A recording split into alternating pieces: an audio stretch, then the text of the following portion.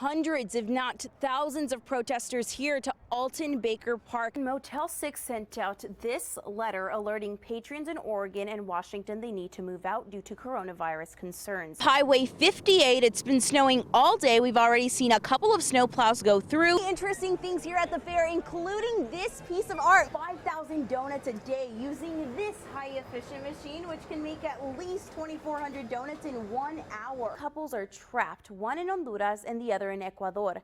They've been trying to get home for several days now. Huerto de la Familia will now be able to add irrigation to these 24 plots behind me, making their total plot count 100 here at their Churchill location. After over 40 hours of training, 16 young ladies are getting ready to graduate the Young Women's Fire Training Camp, some even finding the fire within. And it really is a partnership for hope. As you can see behind me, participants got pretty creative on how they decorated their bras this year. Coming week kicks off the beginning of a new school year for districts in our area. And while the excitement and nerves are up in the air, more vehicles are out on the road. So I'm at the annual Christmas tree lighting here at Bonita Elementary School. Santa and Mrs. Claus just came in to town, and let me show you this line. There are people waiting. Over 100,000 people are expected to show up to the fair this week. If you'd like to purchase your tickets in advance, you can do so at thefair.com. The very many things you can do here at the Wham Bam Candle Jam. The zip line is only one of them.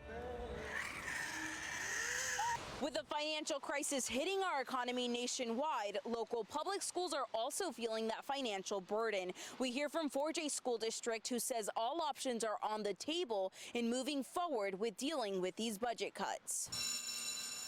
With a potential $17.5 million reduction in state funding, budgeting for this upcoming year won't be easy for the 4J School District. And there will be some pains. I'm being very forthright. There will be some pains being had to achieve those 2 North Stars that I currently am going to be recommending to my board and my budget committee. Dr. Baldera says those North Stars are keeping their teachers employed and their students learning. I think right now we're looking at a variety of scenarios. And again, we do have a reserve. We're very fortunate here in Eugene, 4J, that we have a local levy that provides us some additional dollars that, again, very fortunate, very thankful to our community. He mentions as of now, plans to build a new North Eugene High School are still in place. And as far as reopening campuses, it is all over the place nationwide. There's a lot of contingency plans being had, and we're working on those contingency plans here, whether it's going to be a hybrid approach, or we're completely closed, or we're open. So we're looking at all sorts of approaches. He says they are waiting for guidance from the Department of Education and the Oregon Health Authority.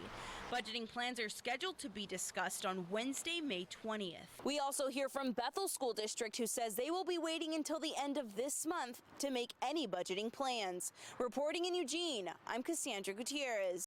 Hey!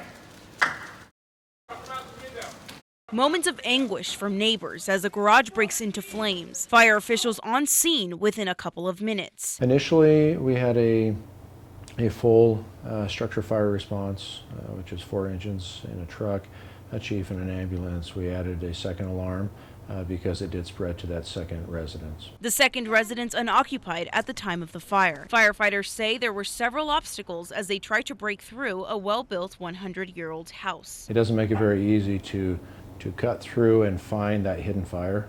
So we use chainsaws to try to cut open walls, ceilings, and attic spaces to try to find the hidden fire in there. He says eyewitnesses say an individual was in the garage where the fire started and fled the scene. EPD was able to track them down, and between the arson investigation team and Eugene Springfield Fire Marshal's office are able to take a look and see what the cause was. EPD confirms the suspect, a 45-year-old man, was taken to the hospital and treated for non-threatening injuries. Reporting in Eugene, I'm Kassandra Gutierrez. We started a small farm. We plant all sorts of vegetables. For now, this is what we have. But next year, we plan on planting a wider variety. Florentino and Estela started their farm after having completed the 12-week Cambios business program with Huerto de la Familia. I feel very proud of them. I can't even explain how much work they have put into starting this business. They have had so many obstacles. They didn't get too far in school. And despite the obstacles and language barriers, they have their experience in farming behind them.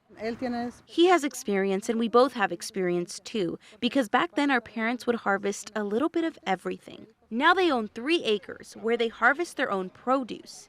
Alexandra, the manager of the Cambios program, says she can remember Florentino and Estela being dedicated and driven students. And the Latino people are very entrepreneurial. In fact, 1 out of every 4 businesses started here in the United States is a Latino business. 10 Star Farms, an example of what it means for an immigrant to work hard, thrive, and live the American dream. If you'd like to try their fresh produce, you can do so on Tuesdays, Thursdays, and Saturdays at various locations in Eugene. Reporting in Eugene, I'm Kassandra Gutierrez.